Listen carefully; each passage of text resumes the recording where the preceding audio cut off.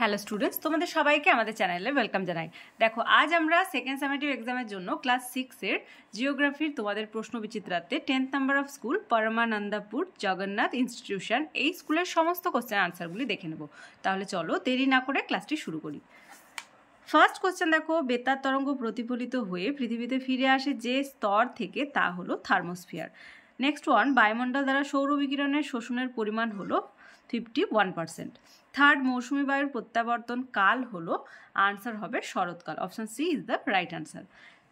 Fourth, প্রাচীন পলিমাটিকে বলা হয় ভাঙ্গর, আর নবীন পলিমাটিকে বলা হচ্ছে খাদার।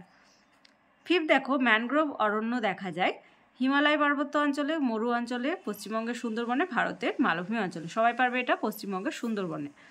সিক্স, জলদাপাড়া অভয়ারণ্য অবস্থিত, আনসার হবে পশ্চিমবঙ্গে। Option C is the right answer. 2 থেকে শূন্যস্থান পূরণ, আন্টার্কটিকার সর্বোচ্চ শৃঙ্গ ভিনসন ম্যাসিভ। 3 দাগে দেখো বলছে যে প্রদত্ত বিবৃতিটি শুদ্ধ না অশুদ্ধ লেখো। কর্বেট জাতীয় উদ্যান হিমাচল প্রদেশে অবস্থিত, এটি অশুদ্ধ কারণ কি উত্তরাখণ্ডে কর্বেট জাতীয় উদ্যান বা ন্যাশনাল পার্ক অবস্থিত। তোমরা লিখে নাও উত্তরাখণ্ড, তাহলে এটা হবে অশুদ্ধ, আর সঠিক আনসার হবে উত্তরাখণ্ড। এবার দেখো, এক কথায় উত্তর দাও, রেশার পিন তৈরি হয় কোন গাছ থেকে? সবাই পারবে এটা, সর্পগন্ধা গাছ থেকে, সর্পগন্ধা। তারপর দেখো, বন্যপ্রাণী সংরক্ষণ আইন কবে চালু হয়? 1972 খ্রিস্টাব্দে। 5 দাগের ফার্স্ট, পার্থিব বিকিরণ কাকে বলে? আনসার লিখবে যে আগত সৌর বিকিরণের 100 ভাগের মধ্যে 91% তাপ পৃথিবী পৃষ্ঠে এসে পৌঁছায়, তার প্রায় পুরোটাই বিকিরিত হয়ে মহাশূন্যে ফিরে যায়, একে পার্থিব বিকিরণ বলে। পরের কোশ্চেন দেখো, মৃত্তিকা সংরক্ষণের উপায়গুলি লেখো। এটা তোমাদের টেক্সটের 86 পেজে পাবে, আর এটা অনেকবার রিপিটও হয়েছে, খুব ভালোভাবে রেডি রাখবে এটা। মৃত্তিকা সংরক্ষণ, ফার্স্ট লিখবে পশুচারণ নিয়ন্ত্রিত মাত্রায় করা উচিত, মাটির বেশি গভীরের খনিজ সম্পদ আহরণ বন্ধ করা উচিত, পাহাড়ের ঢালু অংশে ধাপ কেটে চাষ করা উচিত, গাছ কাটা বন্ধ করা উচিত, অনেক বেশি সংখ্যায় চারা গাছ লাগানো উচিত, বেশি ঢালযুক্ত অংশে রাস্তাঘাট ঘরবাড়ি নির্মাণ করা উচিত নয়। তারপর দেখো, কালো মাটি কাকে বলে এবং ভারতের কোন অঞ্চলে দেখা যায়?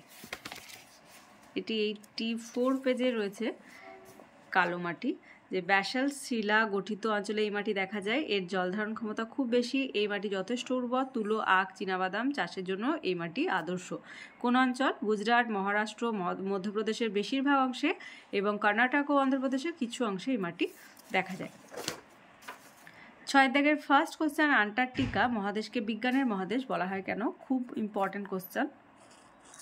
আনসার লিখবে এই মহাদেশ কোনো দেশের অধীন নয়। আন্টার্কটিকা পৃথিবীর সমস্ত দেশের একটা আন্তর্জাতিক ভূখণ্ড। আমেরিকা যুক্তরাষ্ট্র, Norway, Britain, Australia, New Zealand, France, Germany, Japan, Argentina, Bharat সহ প্রায় 40টা দেশের 100টারও বেশি গবেষণা কেন্দ্র রয়েছে। এই মহাদেশের ভূগর্ভে কয়লা, খনিজ তেল, প্রাকৃতিক গ্যাস, তামা, নিকেল, সোনার অফুরন্ত ভাণ্ডার রয়েছে। সারা পৃথিবীর বিজ্ঞানীরা এই মহাদেশের প্রাকৃতিক পরিবেশ, জলবায়ু, খনিজ সম্পদ নিয়ে গবেষণা করেছেন। 1959 সালের আন্তর্জাতিক চুক্তি অনুসারে পৃথিবীর যে কোনো দেশ এই মহাদেশে সমস্ত রকম বৈজ্ঞানিক গবেষণার সুযোগ পাবে।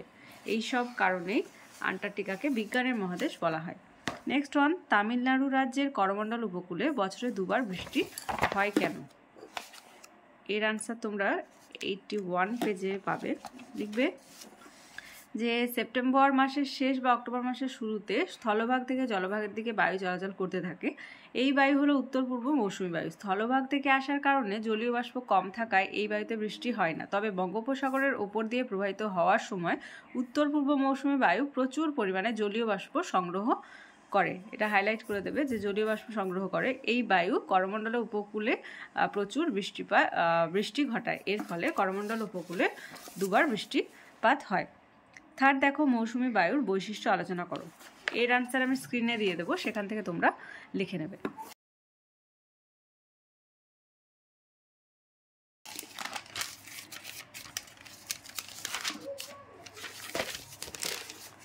তারপর দেখো 7 দাগের ফার্স্ট কোশ্চেন, বিশ্ব উষ্ণায়ন বলতে কি বোঝো? বিশ্ব উষ্ণায়নের প্রভাব সম্পর্কে আলোচনা করো। আনসার লিখবে যে যানবাহন এবং থেকে বিষাক্ত গ্যাস বাতাসে মিশেছে। এই গ্যাসগুলো পৃথিবীর চারিদিকে এমন এক আবরণ তৈরি করে যা পৃথিবী থেকে জীবগুলোর জীবন ধারণের প্রয়োজনের অতিরিক্ত তাপকে মহাশূন্যে ফিরে যেতে বাধা দেয়। দিনের পর দিন এই তাপ পৃথিবীর উষ্ণতাকে বাড়িয়ে দিচ্ছে, একে বিশ্ব উষ্ণায়ন বলে। প্রভাবে লিখবে যে জনসংখ্যা বৃদ্ধি, বন জঙ্গল ধ্বংস করে শিল্প স্থাপন, কৃষিকাজ, বসতি নির্মাণ, প্রচুর পরিমাণে খনিজ তেল, কয়লা, কাঠ পোড়ানো, এইসবের ফলে জল, মাটি, বাতাস সবই দূষিত হচ্ছে। এটা হচ্ছে ফার্স্ট প্রভাব। আর সেকেন্ড লিখবে মেরুর বরফ গলে গিয়ে সমুদ্র জলতলের উচ্চতা বেড়ে চলেছে।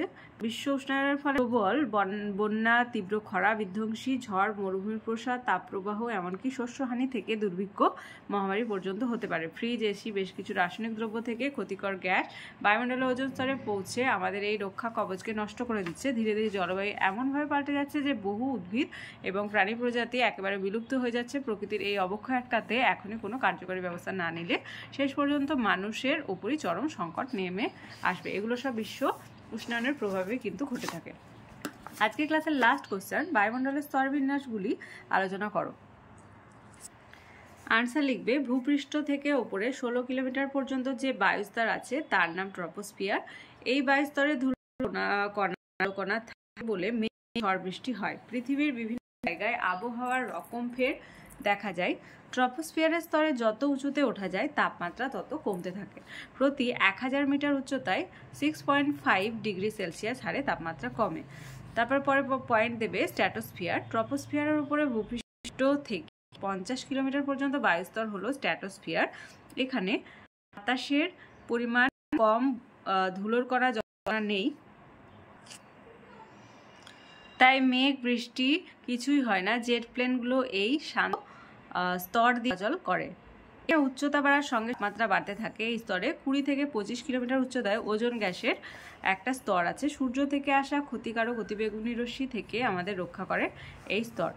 তারপরে পয়েন্ট দেবে মেসোস্ফিয়ার। স্ট্র্যাটোস্ফিয়ারের ওপরের ভূপৃষ্ঠ থেকে প্রায় 80 কিলোমিটার পর্যন্ত এই স্তরের উচ্চতা বাড়ার সঙ্গে সঙ্গে তাপমাত্রা কমতে থাকে। এরপর প্রায় 300 কিলোমিটার পর্যন্ত থার্মোস্ফিয়ার, এখানে আকাশ প্রায় নেই, তাই আকাশকে কালো দেখায়। স্তরের আরেক নাম আয়নোস্ফিয়ার। অতিবেগুনি রশ্মির কারণে এই স্তরের তাপমাত্রা 200 ডিগ্রি সেলসিয়াসে পৌঁছে যায়। এই স্তর থেকে বেতার তরঙ্গ প্রতিফলিত হয়ে পৃথিবীতে ফিরে আসে, তাই আমরা রেডিও শুনতে পাই। থার্মোস্ফিয়ারের পর আছে এক্সোস্ফিয়ার, তারপরে আছে সীমাহীন মহাকাশ, কৃত্রিম উপগ্রহ, মহাকাশ স্টেশন এই স্তরে থাকে। তাহলে আজকে দেখো 10th number of school Paramanandapur Jagannath institution, এই স্কুলের সমস্ত কোশ্চেনের আনসারগুলি আজ আমরা দেখে নিলাম। ক্লাসটি ভালো লেগে থাকলে অবশ্যই একটি লাইক দেবে, আর ভিডিওটিও বন্ধুদের সঙ্গে অনেক অনেক অনেক বেশি করে শেয়ার করবে। আর ক্লাসে যারা প্রথমবার এসেছো তারা অবশ্যই চ্যানেলটি সাবস্ক্রাইব করে নিও এবং পাশে থাকা বেল আইকন প্রেস করে রাখবে, যাতে করে আগামী দিনের সমস্ত ভিডিও সব আগে তোমাদের কাছে পৌঁছে যায়। এই পর্যন্তই, তোমরা সবাই ভালো থেকো। Thank you.